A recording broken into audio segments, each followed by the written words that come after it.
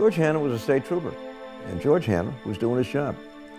But I never really understood until the night that he was killed just how dangerous a traffic stop is for a police officer, especially at night.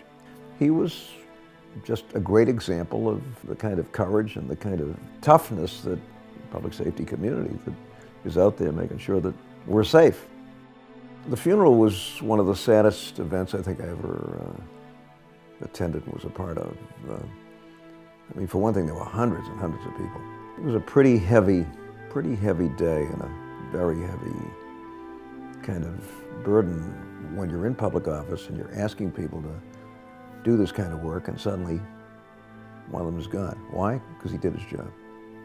You know, what do you say to a young woman with young kids who all of a sudden is a widow because her husband is out there doing the kind of job that we expect of him? It's not easy, let me tell you.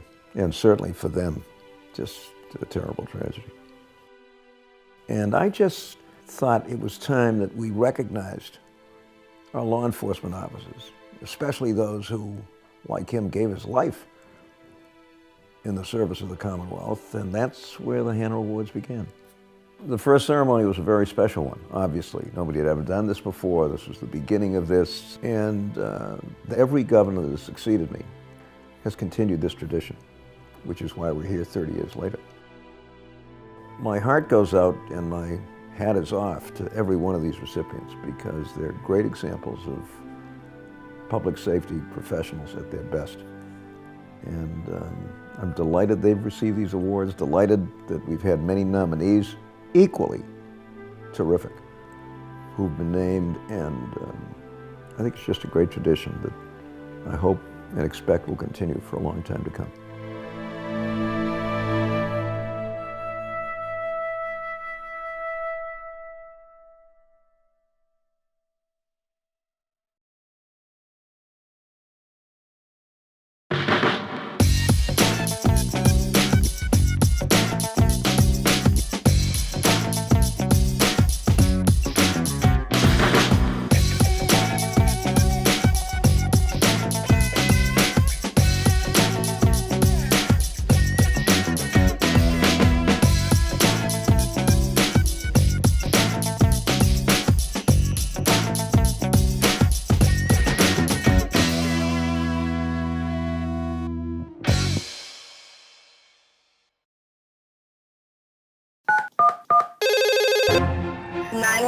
This line is recorded. Where is your emergency?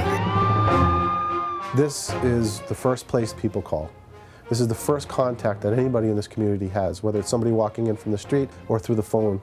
The dispatcher is the most important part of this whole process. Every link in the chain of survival is critical. If we don't give the first responders a viable patient, then the chain is already broken. Going back to where I began, and I'm sure a lot of people hear this, I mean, we were in the Stone Age. You picked up the phone and that was it, and you gave up the call. So when 911 came, I mean, everybody thought, this is great.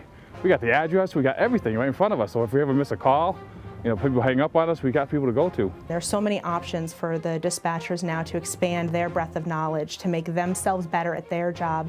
It's tremendous. The State 911, they have an academy process. They go through a 5-week academy, and that's a lot of what they drill in. Take control of the call, but also you got to calm it down. People are at their worst, and this is, in many cases, probably the first time that they've called 911. And first impressions are always lasting, and you want to have a good impression. There's all different trainings that we send them to.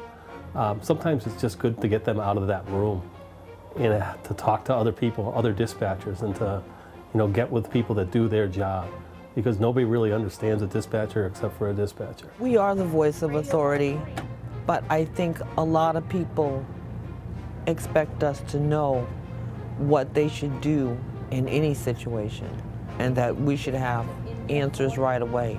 So there's a tremendous amount of training and expertise that is required of the call takers and the dispatchers in Massachusetts and everywhere in order to be able to be successful at their job. We are all thoroughly trained in all APCO emergencies. Anytime we get a medical call, we use our EMD program. It has a list of every different type of medical call you could receive. I've come from EMS background, from training as an EMT, with a paramedic training, but I like those cards because it does give me a focus and a structure. Based on the 911 grant that the Florida Police Department receives, we're able to provide cutting-edge training to maintain the proficiency and professionalism of all our staff. Being in dispatch, you can't see anything. You can only hear what the guys are saying, but you can't see, so you don't know. You can only guess what's happening to them, and sometimes that's scary. Again, we're only as good as the eyes on the street. And whether it's a medical emergency, a crime, or a fire, we depend heavily upon the public. Now, if we can provide the first responders a viable patient, they get there in time, they do their job, deliver them to the hospital in time, the patient has the highest chance for success.